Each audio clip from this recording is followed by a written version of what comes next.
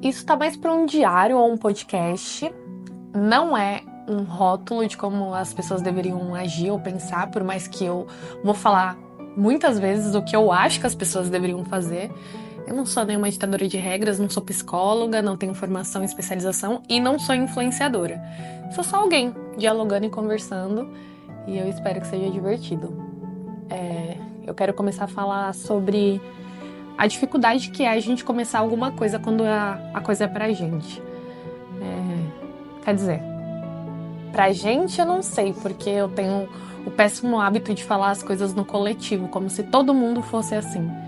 E não é verdade. Quando a gente fala a gente tira nós dessa conversa. A gente coloca isso num balaio, né? Como se fosse tudo um balaio só. Mas não é, somos pessoas individuais. Então, como é difícil pra mim começar as coisas que eu gostaria de fazer por mim mesma e que os outros fizessem por mim. Eu tenho um hábito de fazer muito pelos outros, eu adoro fazer coisas pelos outros, eu adoro pensar nos outros em primeiro lugar, e quando é pra começar uma coisa pra mim e por mim, eu nunca começo. Como, por exemplo, esse canal, esses vídeos, esse diálogo. Eu sempre me sonhei comunicadora, eu nasci comunicadora, eu amo me comunicar, eu amo falar, eu amo conversar com pessoas, eu amo receber pessoas, eu amo estar com pessoas. E eu sempre me vi comunicadora e eu sempre sonhei em ter um programa de televisão e ter quadros e as coisas acontecerem. Eu sempre quis que isso fosse real. E eu, a vida inteira, até mesmo agora adulta, sempre me imaginei nessa posição e nunca me coloquei nela, né? Porque eu achava que eu não ia dar tão certo, que as pessoas não fossem se interessar pelo que eu tenho pra falar. Mas geralmente os meus amigos se interessam pelo que eu tenho pra falar. E as pessoas que eu conheço dizem que eu sou carismática às vezes, então por que não começar, né? E eu não sei você que tá assistindo o vídeo, mas eu tenho essa dificuldade de fazer as coisas por mim. Eu tenho receio de me frustrar e me decepcionar, e eu sei que a frustração faz parte da vida, e eu sei que a frustração é importante para crescer, para se entender, mas eu sempre fui muito autocrítica, eu tenho dificuldade em respeitar os meus limites e respeitar os meus gostos e vontades. Eu acho que eu tenho que ser perfeita, eu acho que eu tenho que fazer as coisas sempre de acordo com os meus valores e me impor e ter opiniões fortes e militar e ter questões. E a verdade é que isso é só o meu eu de fora, porque o meu eu de dentro é duvidoso, é confuso, pensa demais, tem muitas ideias sobre as mesmas coisas, é fluido, é um bom ouvinte, gosta de ouvir, de mudar de opinião, de pensar coisas novas. Mas eu tenho um pouco de receio, assim. Meu corpo parece que reage como um escudo para me proteger desse eu, para que eu não me frustre, para que eu não me coloque em perigo, para que eu não sofra. E sofrer é uma palavra que fez muito parte da minha vida, assim. E aí eu tento ficar me podando de sofrer, evitando de sofrer, e aí eu sofro mais. Sofro de antecipação.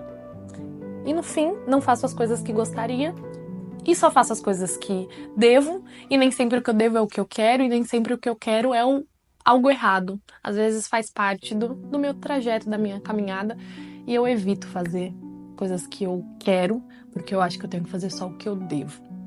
E o dever é um peso, né? Um fardo. Quando a gente faz por prazer, é tudo tão mais leve, tão mais gostoso, tão prazeroso. Então, eu quero que todo o diálogo que eu trouxer, todas as pessoas que eu trouxer para esse tapete, para essa casa, ou para qualquer espaço que eu esteja, num parque, num lugar aberto, em qualquer outro espaço em que eu esteja para falar, eu consiga falar com desejo e sentir quais são os desejos, as vontades, os gostos, os quereres, as inapropriedades das pessoas, o que elas rejeitam de si, o que elas amam em si, o que elas amam no mundo. Eu quero ouvir tudo. E aí, quero falar também. Quero poder falar para quem quiser me ouvir. E quem sabe um dia, essa pessoa aqui, que sempre sonhou em ser uma apresentadora de um programa, tenha um programa. Olha só, seria incrível, né? E é isso. Eu quero poder falar sobre as coisas. E eu já falei demais sobre coisas subjetivas, mas eu quero trazer mais coisas subjetivas.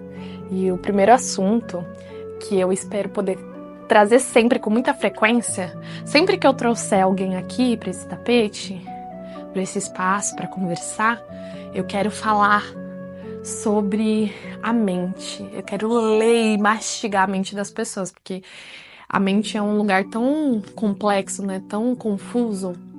E aí a minha pergunta para você que tá aí e que vai ser para muitas pessoas que passarem por aqui é: como você pensa e como você imagina? O pensamento, ele é diferente para todas as pessoas. Eu sempre achei, quando eu era mais nova, eu achava que todo mundo pensava igual, que por que as pessoas não fazem as coisas da maneira certa, por que elas têm que lidar com as consequências dos atos dela, se elas fizessem de tal jeito, se elas pensassem de tal forma, as coisas seriam assim, porque eu achava que todo mundo tinha o mesmo mecanismo de como pensar. E a verdade é que eu descobri que não. E como eu descobri? Perguntando para os meus amigos como eles pensavam.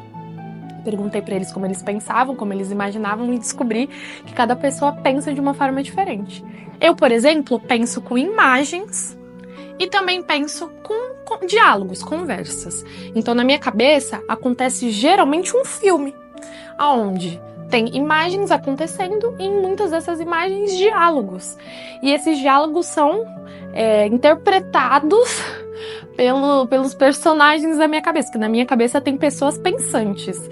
Tem o eu, que considero as considerações de quem pensa na minha cabeça, e existem os pensantes, vamos dizer assim, que são como se fossem atores, pequenos homenzinhos que ficam dialogando na minha cabeça e tomando decisões e trazendo questionamentos e considerando coisas, e aí eu tô sempre pensando e eles estão sempre discutindo entre si, e aí a minha cabeça é sempre uma peça teatral, e aí sempre tem um lado mais que pesa mais do que o outro, e aí em algum momento é um filme que tem pessoas dialogando e possibilidades e hipóteses, e é assim que eu tô o tempo todo pensando em várias coisas ao mesmo tempo. E como eu imagino? Geralmente como um filme. A minha imaginação, ela precisa de características, ela precisa de detalhes, sabe? Eu gosto de detalhes para as histórias.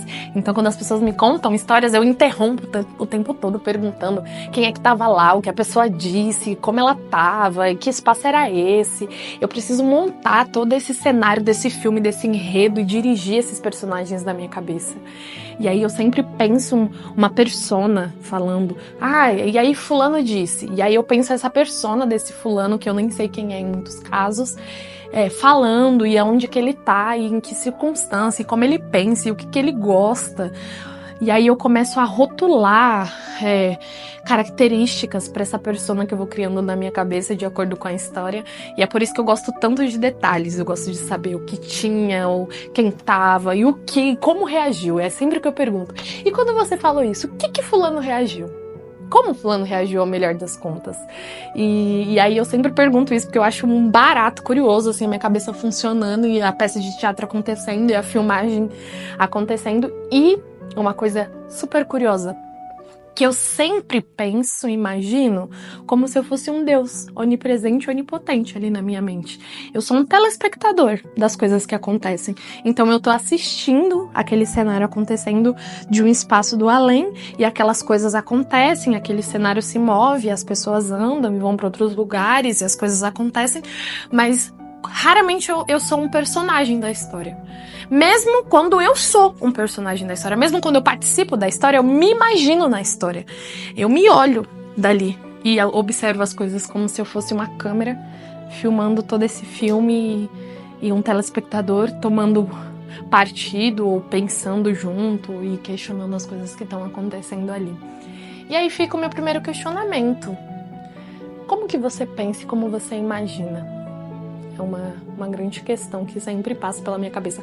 Como as pessoas estão pensando e o que elas estão imaginando, e como a imagem se forma na cabeça delas. Porque pra mim, por exemplo, muitas vezes tem cor, tem movimento, tem diálogo. E aí eu descobri que alguns dos meus amigos Às vezes é o POV ali, sabe? É o personagem.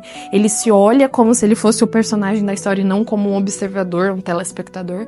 Ele pensa com a coisa simples, eles não pensam um contexto em que aquela história está sendo passada, em que, por exemplo, se eu disser que tem uma menina lendo, alguns me responderam que só imagina uma menina, uma forma de uma menina, outras pessoas já começam a pensar características dessa menina e outras pessoas já conseguem pensar o contexto em que ela está inserida e que isso faz diferença, e essa pessoa que pensa o contexto e como isso está inserido cabe a mim, porque eu sou essa pessoa.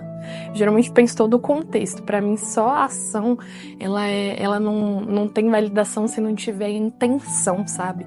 Então eu sempre penso na intenção. O que ela tá lendo? Onde é que ela tá? Por que ela tá ali? Ela tá sozinha? Eu penso essas coisas. E começo a devagar e construir uma história, uma narrativa na minha cabeça. E tem pessoas que não. E aí eu tenho um amigo que ele só pensa a ação. Se eu disser que tá lendo, tá lendo. E se eu disser que tá falando. E não tem outra pessoa pra ouvir mesmo que esteja falando. Porque ele só pensa a ação do que eu disse. E ele só vai pensar uma coisa real, não vai pensar de forma caricata ou de atuação. Então, cada pessoa pensa de uma forma diferente. Isso foi bem curioso pra mim de descobrir. E aí fica esse vídeo aí. Bem longo, bem chato e bem aleatório. Mas isso sou eu também. Até mais.